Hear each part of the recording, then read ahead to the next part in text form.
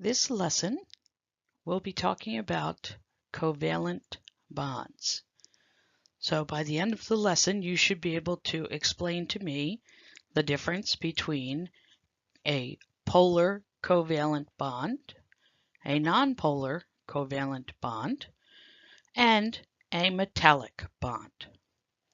So a covalent bond is a bond formed where the electrons are shared.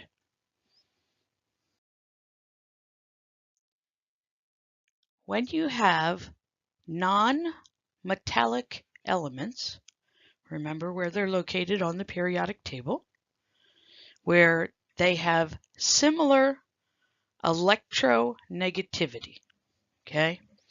So they're technically unstable, okay? And these electrons that are in the electron cloud outside of the nucleus of any of these elements, they want that outermost shell to be full. And remember, full is 8 electrons.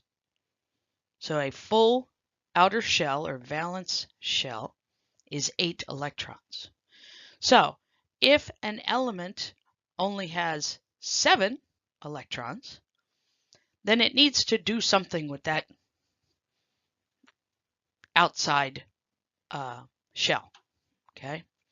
So some examples of covalent bonding would be oxygen to itself,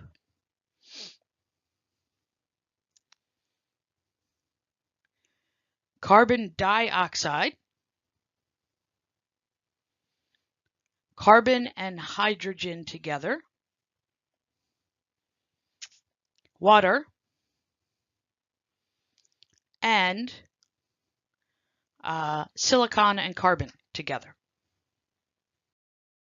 So here's an example where each of those only has 7 valence electrons on their outermost shell. So in order for it to be complete, they each get 8. And then they're kind of stuck together.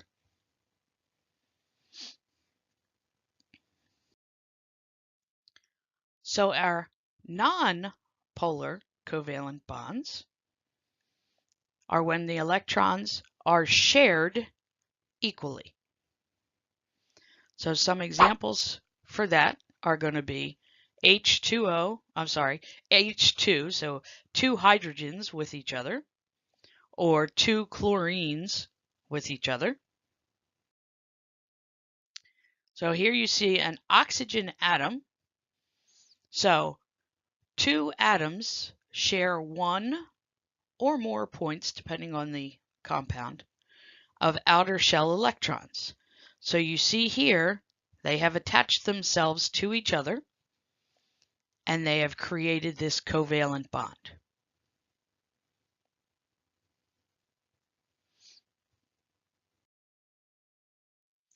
The next one is polar covalent bonds. This is when the electrons are shared, but they're not shared equally.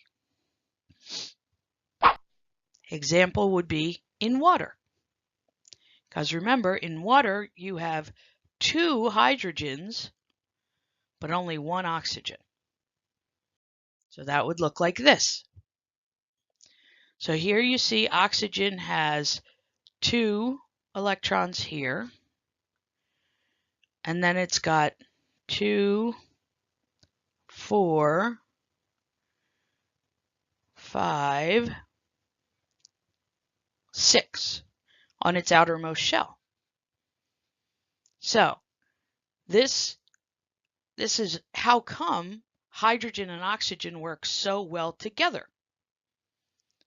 The hydrogen only has 1 electron in its shell. That's all it has because it is atomic number 1.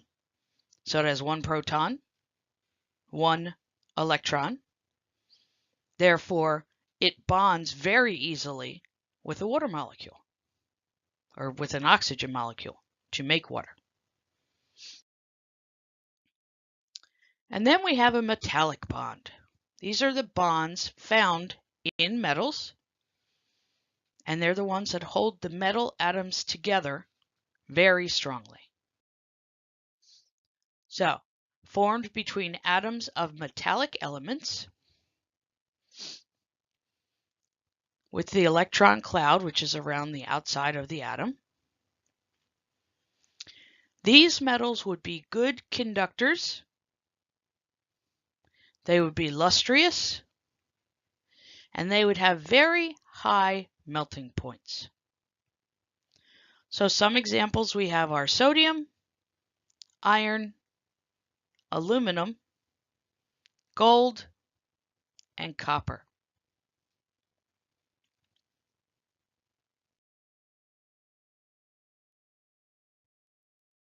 So now please take your time, take the quiz. Good luck.